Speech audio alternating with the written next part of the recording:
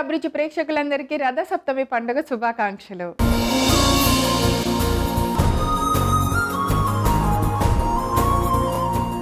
సమస్త లోకాలకు వెలుగునిచ్చే ఆ సూర్య భగవానుడి పుట్టినరోజే ఈ రథ సప్తమి. సూర్య భగవానుడి పుట్టినరోజు ఈ మాఘశుద్ధ సప్తమి రోజు వస్తుంది. మనందరికీ ఎంతో గొప్ప పండుగతో సమానం ఈ రథ సప్తమి పండుగ. మరి రథ సప్తమి సందర్భంగా అమ్మ చేతి వంటలో మీ అందరి కోసం ఒక స్పెషల్ రెసిపీని చూపించడానికి మేమందరం సిద్ధంగా ఉన్నాం. అదేంటో చూసేద్దాం.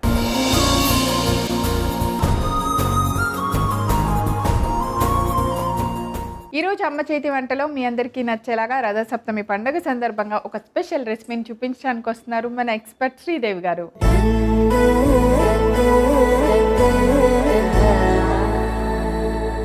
హాయ్ శ్రీదేవి గారు. మీకు రథ సప్తమి పండుగ శుభాకాంక్షలు. కూడా అలాగే ఈటీవీ ప్రేక్షకులందరికీ కూడా రథ సప్తమి పండుగ శుభాకాంక్షలు. Thank you so much. Ratha Saptami అనగానే మనందరికీ సూర్య భగవానుడి పుట్టినరోజు అని తెలుసు. బట్ మనం మార్నింగ్ లేస్తూనే ఇంకా ఆయన లేకపోతే సూర్యుడు అనేవారు లేకపోతే మన లేదు కదా. అలాంటి ఆయన పుట్టినరోజు మనం చాలా బాగా సెలబ్రేట్ చేసుకోవాలి అండ్ చాలా టేస్టీగా. సో మరి ఏం చూపిస్తున్నారు మాకోసం? బెల్లం పరమాన్నము. బెల్లం పరమాన్నం యాక్చువల్గా ఏంటంటే సూర్య భగవానుడికి అన్ని మనము భగవానుడు వచ్చే టైంలోనే మనం అన్ని చేసుకుంటాం అనమాట. ఇంట్లో మట్టుకు అందరూ ఆడవాళ్ళు ఏం చేస్తారంటే తులసి చెట్టు దగ్గర చక్కగా అల్లుకొని చిన్న మూకుడు కట్టెల పొయ్యి పెడతారు కదా, 3 రాళ్ళు పెట్టుకొని ఆ కొత్త బియ్యంతో పాలు పొంగిచ్చి అందులో పరవాన్నంతో చేస్తారు దేవుడికి. ఆయనకి చాలా ప్రీతికరమైంది జిల్లేడాకులు, పూలు, చుక్కుడుకాయలు అనమాట. వాటితో రథంలాగా తయారు చేస్తారు. చేసి అప్పుడు నైవేద్యం సమర్పిస్తారు. ఇంకా సూర్యభగవానుడికి జిల్లేడాకులు అంటే కూడా చాలా ఇష్టం అనమాట. యాక్చువల్గా ఆ జిల్లేడాకుకి హోల్ చేసి దాంట్లో రేగిపళ్ళు ఉంటాయి కదా, అవి పెట్టి తల మీద, భుజాలు, హృదయానికి స్నానం చేశాక ఆకులోంచి దేవుని చూసి దండం పెట్టుకొని ఈ పరవాన్నం నైవేద్యం సమర్పిస్తారు. చాలా బాగా చేస్తారు రథ సప్తమి. సూపర్, చాలా విషయాలు తెలుసుకున్నాము. Thank you so much Sridevi గారు. అయితే బెల్లం పరమాన్నం చేస్తున్నాం అనమాట. మరి కావాల్సిన ఇంగ్రీడియంట్స్ అన్నీ ఒకసారి చూద్దామే. బెల్లం పాయసం తయారు చేసుకోవడానికి కావాల్సిన పదార్థాలు: డ్రై ఫ్రూట్స్ ముక్కలు, ఉడికించిన అన్నం, నెయ్యి, యాలకుల పొడి, పాలు, బెల్లం పాకం. ఆల్ ఇంగ్రీడియంట్స్ సిద్ధంగా ఉన్నాయి. స్టార్ట్ చేద్దాం. మనం కూడా అయితే పాలు పరవాన్నం చేసేటప్పుడు గిన్నె తీసుకొని చక్కగా పసుపు కుంకాలతో పెట్టుకోవాలన్నమాట. ముందు నెయ్యి వేసి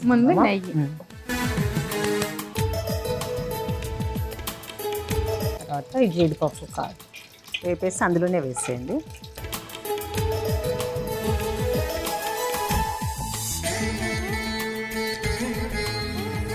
ఓకే, పాలు కూడా వేసేయండి, ఇంకా తీయద్దులే. పాలు చెరుగడతో తిప్పాలి. అవునా? గరిటె వాడకుండా చెరుగడతో తిప్పాలి. ఓకే,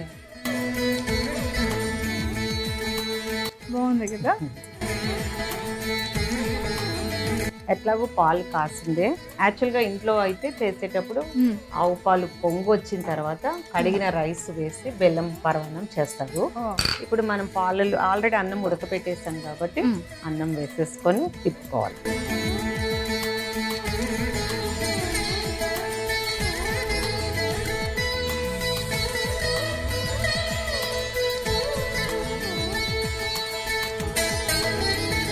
యాక్చువల్గా మనము పాలు, నీళ్ళు కూడా పోసుకోవచ్చు. కొంచెం మనకి ఇంకా లిక్విడ్ కావాలంటే పోసుకోవచ్చు. సరిపోయిందా?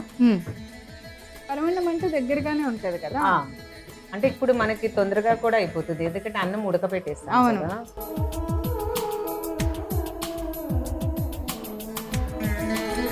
మామూలుగా ఇట్లా మనం గరిట బదులు చెరుకు ఎందుకు వాడుతున్నాం?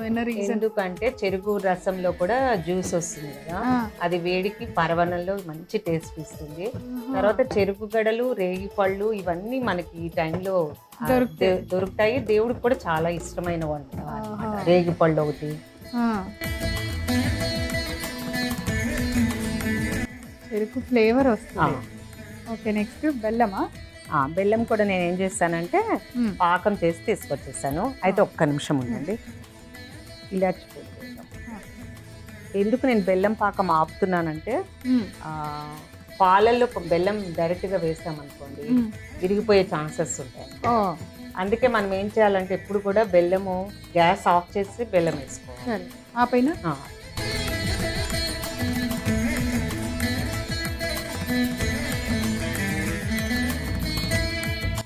ఈ గరిటెలోనే ఎంత బాగుందో బెల్లం చెరుకు కదా. ఆ నెయ్యి కూడా వేసేయండి.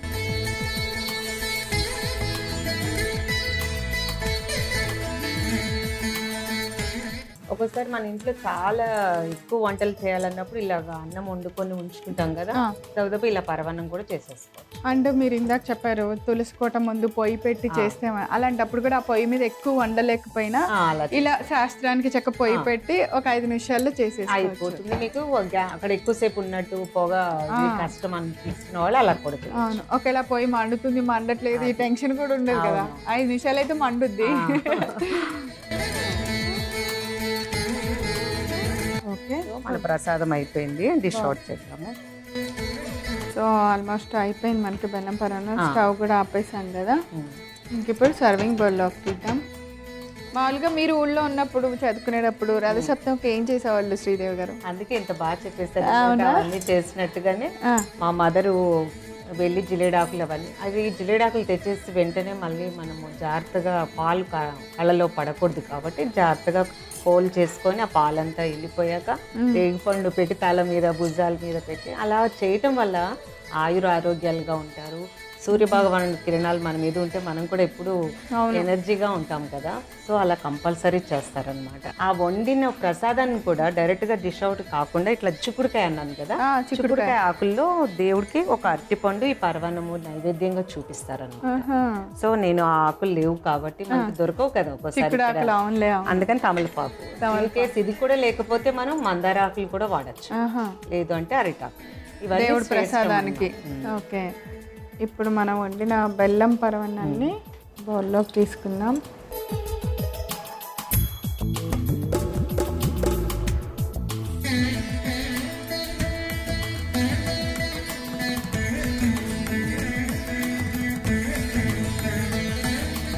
యాక్చువల్గా బెల్లం పరమాన్నం రెడీ అయినట్టే, కాకపోతే కొంచెం అరటిపండుతోటి మీకు దేవుడి ప్రసాదం చెప్పాను కదా,